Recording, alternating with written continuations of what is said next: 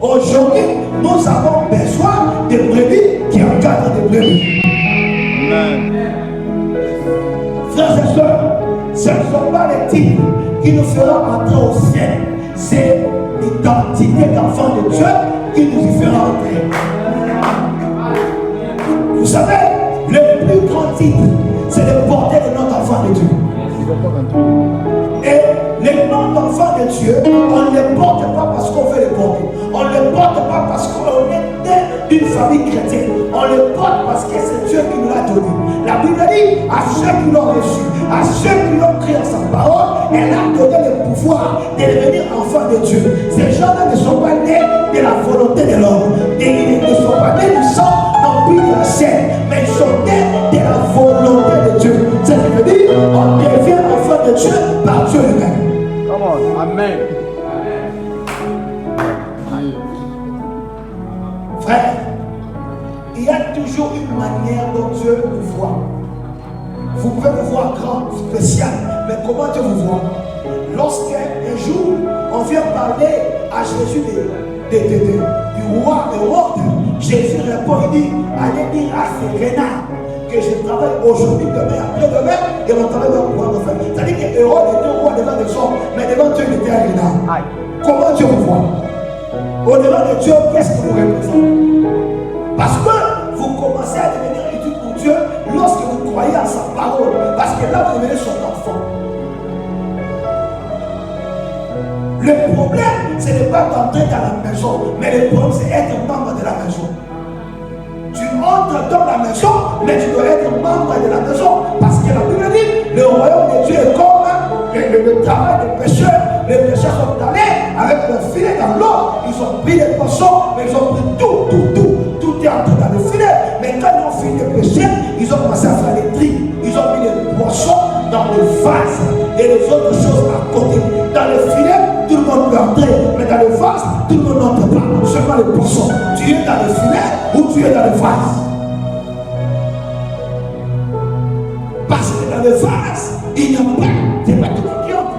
Mais dans le filet, tout le monde peut entrer. Tu entres dans la maison ou tu es membre de la maison.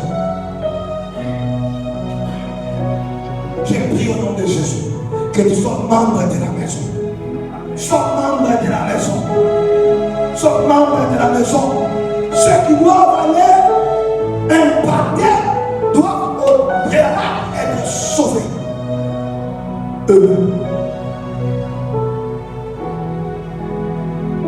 Frère, vous savez, vous ne pouvez pas communiquer ce que vous n'avez pas. Vous devez avoir ça pour le communiquer aux autres. Sauver d'abord, c'est ce qui m'importe le plus. Frère, depuis un temps, je suis en train de comprendre mieux en mieux que moi-même, je suis une âme. Je n'ai pas seulement besoin d'investir dans la vie des autres, c'est bien bon, mais je dois aussi beaucoup plus investir dans ma propre vie en tant qu'une âme devant le Seigneur. Attention, le fait d'être prédicateur peut te faire manquer le ciel. Pourquoi? Parce que tu as pris tout le temps, tu l'as concentré sur les autres, mais tu t'es oublié toi-même. L'apôtre Paul dit aux Corinthiens, je crois que aux Corinthiens dit, j'ai fait tout, pour qu'après avoir prêché l'évangile aux autres, moi-même je ne sois pas résigné. C'est que c'est possible d'être un pont pour les autres. Ils passent par toi, ils sortent, mais toi tu n'entres pas. Moïse a aidé le peuple à entrer en Canaan, mais il n'est pas entré en Canaan. Je refuse ça.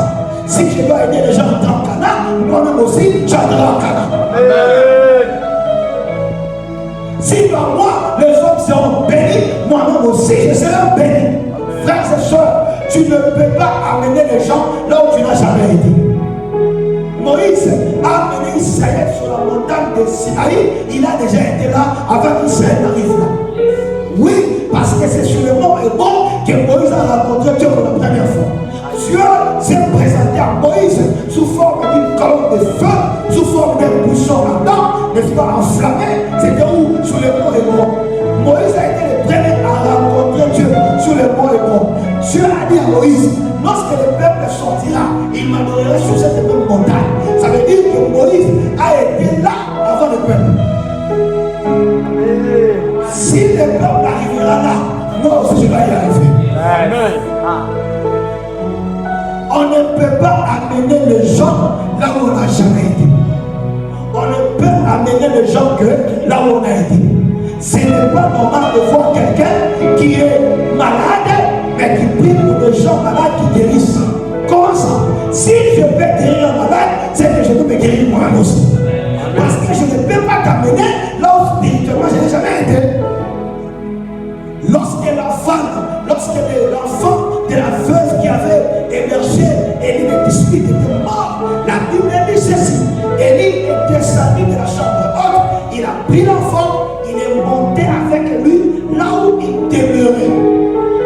On ne peut que monter avec les autres là où on a été déjà.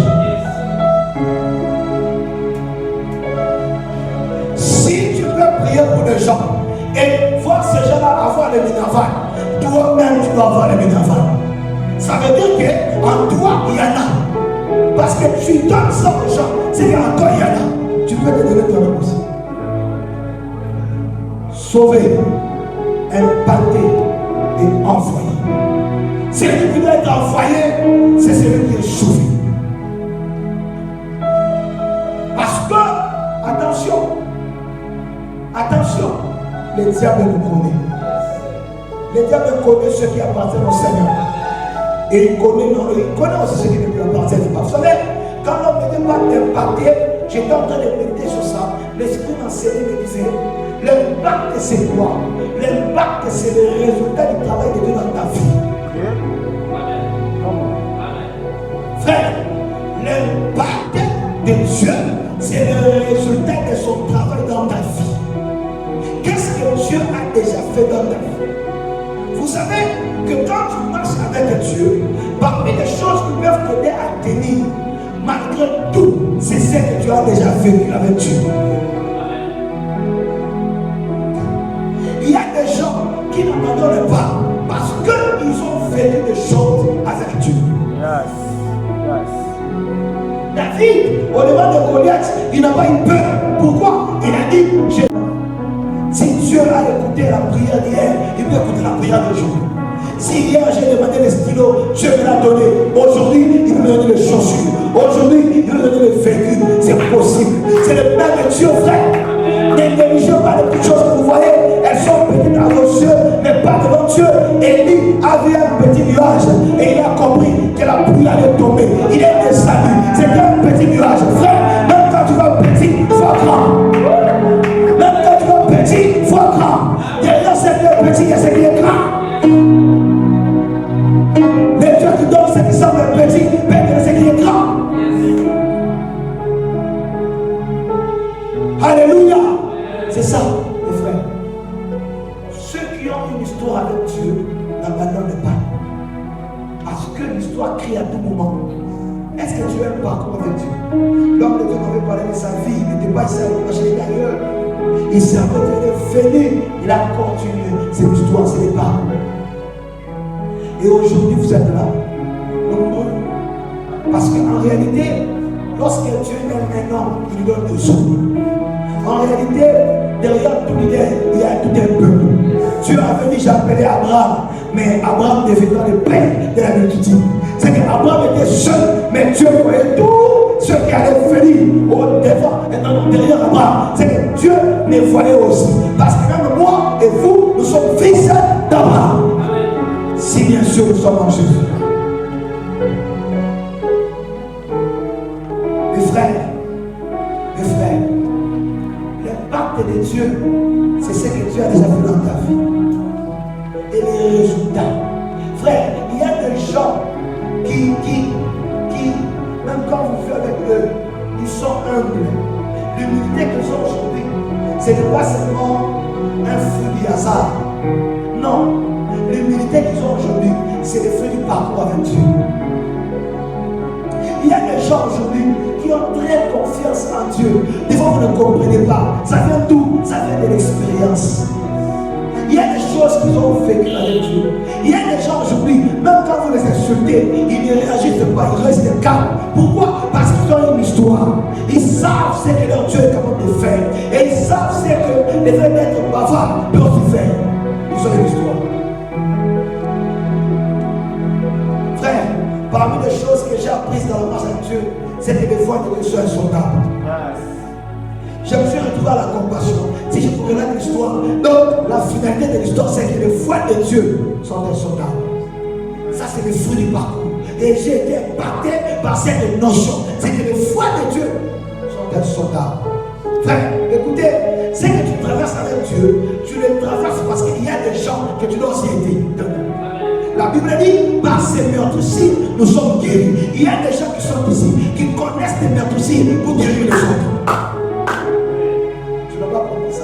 Il y a des gens qui sont blessés pour guérir les autres. Par ces meurtres-ci, nous sommes guéris.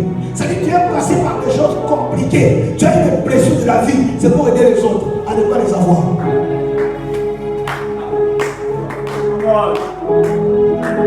Parce que j'ai été dans une relation amoureuse 4 ans et 7 mois après la soeur est partie.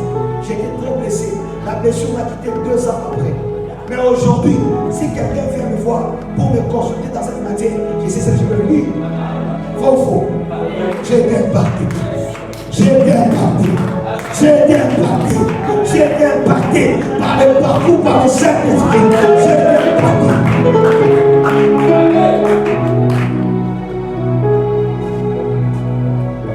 Il y a certains péchés. Aujourd'hui, quand tu viens, je te dis non, par rapport à ces péchés, fais ça, ça, ça. J'ai été déjà impacté. Je suis passé par là. Je sais ce que je peux te dire. C'est pourquoi je te dis que ton parcours là, c'est Dieu qui est en train d'impacter parce qu'il doit t'envoyer.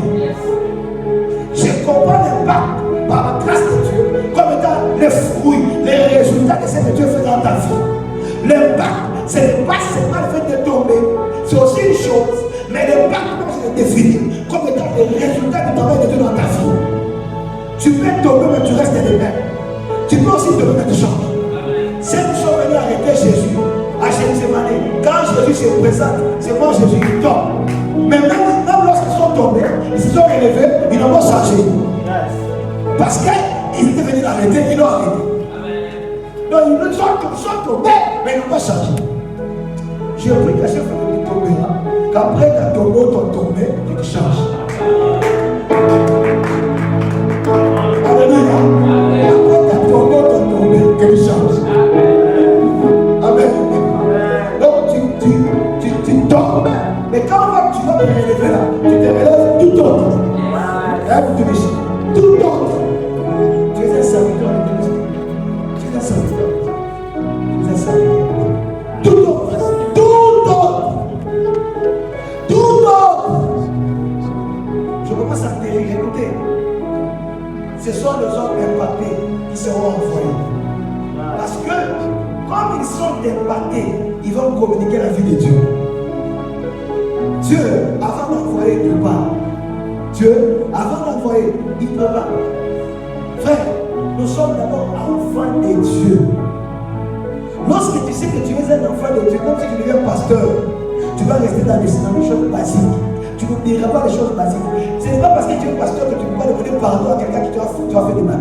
Oh non, je suis pasteur. Non, non, tu es d'abord enfant de Dieu. Il y a des choses que les pasteurs ne font plus parce qu'ils ont oublié qu'ils sont d'abord enfants avant d'être pasteur.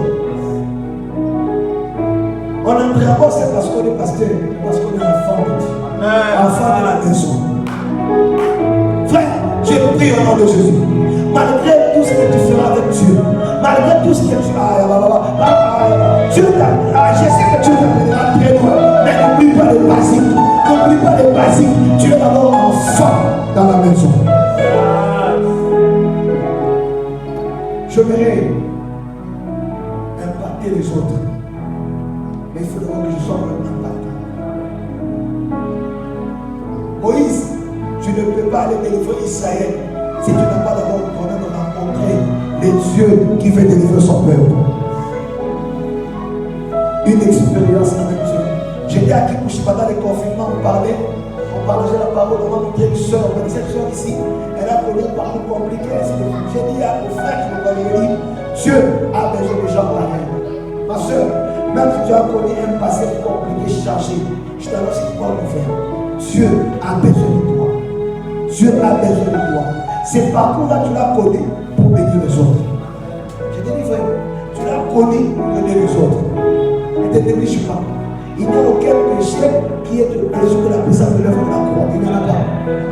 Il n'y en a pas. Même si tu as avorté, faire faux, ce n'est pas un problème. Dieu pardonne.